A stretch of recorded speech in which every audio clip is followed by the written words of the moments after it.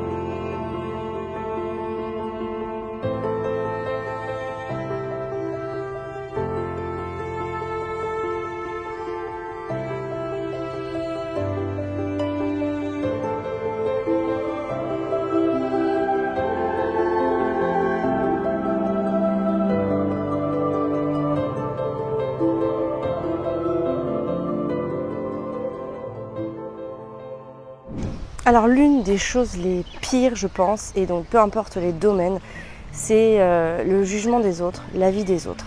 Ça c'est quelque chose qui est très très contraignant parce que les autres ont toujours une raison de juger.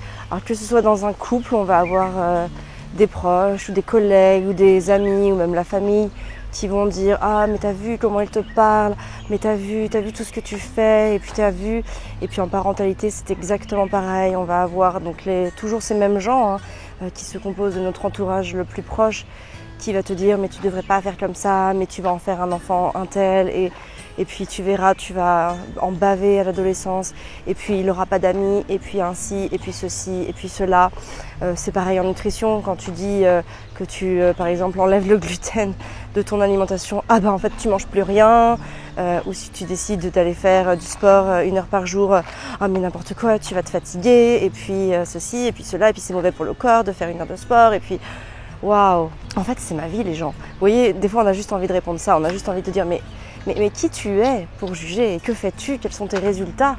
Moi des fois j'ai envie de leur dire ça aux gens, tu remarqueras la pointe d'émotion qui sous-entend une expérience personnelle très forte vécue à ce niveau-là.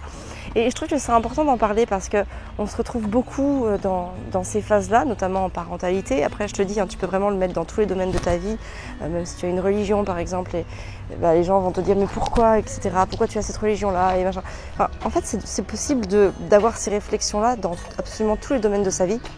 Et ce sont des moments où c'est très très fatigant parce qu'ils viennent remettre en cause nos propres schémas, nos propres convictions, nos propres idéaux. Et forcément, c'est très déroutant de devoir sans cesse se justifier. Et puis quelque part, ces gens-là s'immiscent dans quelque chose qui ne les regarde pas et font germer des graines.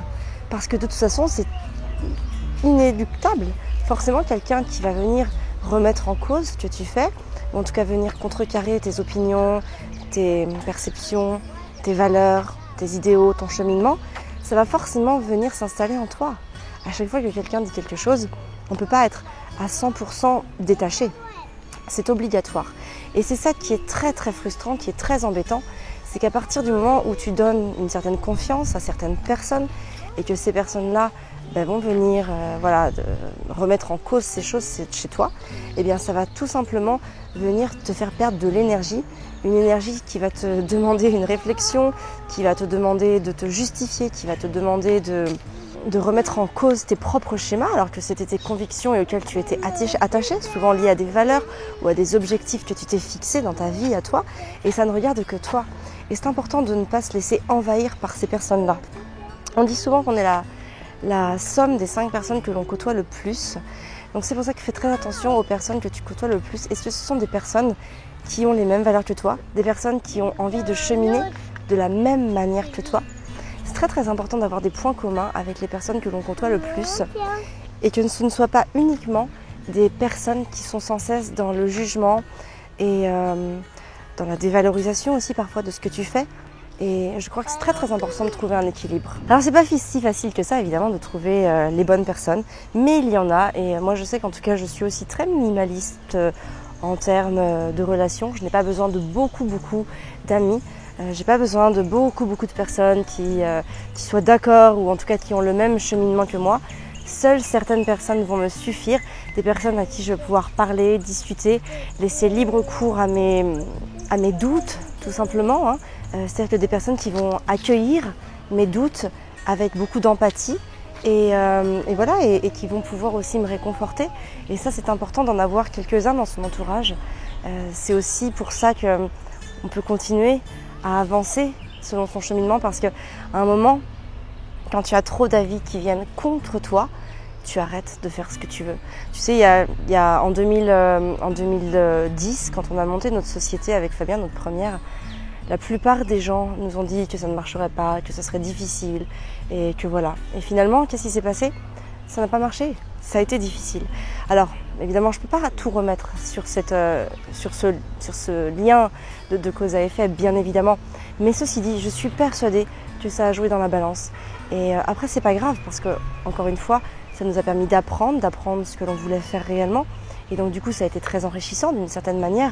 Et puis voilà, de tenir la tête à tout le monde et finalement de réussir quelques années plus tard à créer un projet qui est viable, qui nous permet de satisfaire nos besoins les plus primaires et surtout qui nous permet de voyager. Alors on vit simplement, on vit chichement, on n'a pas besoin de beaucoup de choses, on achète très peu de choses, mais on aime voyager. Et ça aussi, il y a beaucoup de gens qui ne le comprennent pas et qui nous disent « Oh mais il ne faut pas voyager avec des enfants, ça les perturbe, ils vont être fatigués, etc. etc. » Mais on ne fait plus rien dans ce cas-là. Si on doit écouter tout le monde, on ne fait plus rien. Et j'ai aussi l'impression que parfois, les gens qui nous critiquent le plus sont ceux qui nous envient le plus. Donc voilà, je crois qu'il faut faire aussi très attention à cette critique. Si elle te vient, réfléchis aux bonnes choses. Pourquoi est-ce que les gens te critiquent? Est-ce que c'est réellement dans l'intention de t'aider parce qu'ils ont eux-mêmes vécu cette expérience et que du coup, ils te la donnent en conseil? Ou est-ce que tout ça, c'est tout simplement une envie qui rejaillit sur ce que tu fais et sur ce que eux n'ont pas fait? En tout cas, quoi qu'il arrive, c'est très important d'avoir quelques personnes dans son entourage qui soient en adéquation avec les valeurs et avec le cheminement que l'on veut prendre.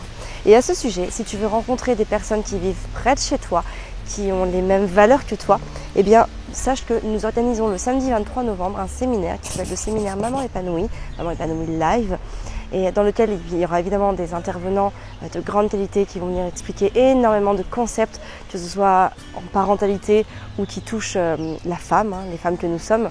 Et dans ce séminaire, il y aura plein de personnes qui vont venir de la France entière, ça aura lieu à Paris, et il y aura très probablement quelqu'un qui vit pas loin de chez toi, que tu pourras commencer à rencontrer, que tu pourras échanger ton numéro de téléphone, ton adresse mail, et que peut-être vous pourrez vous rencontrer lors de balades, lors de faire des goûters ensemble. Et puis petit à petit, je l'espère en tout cas, de belles amitiés se créeront. En tout cas, c'est comme ça que moi j'ai rencontré les gens aujourd'hui avec lesquels je suis le plus proche finalement. C'est dans des événements comme ça. Alors ça s'est pas fait en un jour évidemment. Les amitiés se sont tissées de manière tout à fait fluide et tout à fait naturelle aussi. Mais le problème, c'est que si on ne va jamais dans ce genre d'événement, où on sait qu'il y a des personnes comme nous, avec les mêmes valeurs et les mêmes objectifs de vie que nous, eh bien on se ferme la porte à une grande source d'inspiration, de réconfort et d'empathie. Et tout ça, on en a énormément besoin. Rappelons-nous toujours que nous sommes des êtres sociaux et nous avons besoin de personnes qui vont aussi parfois valider nos choix. C'est important.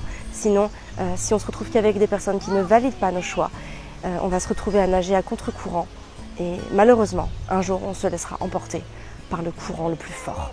Parce qu'on ne pourra plus lutter, parce qu'on sera trop fatigué de lutter et qu'il y a déjà beaucoup à faire dans nos quotidiens de parents et qu'à un moment, on ne peut plus. C'est tout simplement une équation de mathématiques. Quand tu n'as plus de force, eh ben, tu lâches, tu abandonnes Et voilà, et c'est très important d'en avoir conscience. Donc pour le séminaire Maman épanouie Life, je te mets le lien tout simplement dans la barre de description.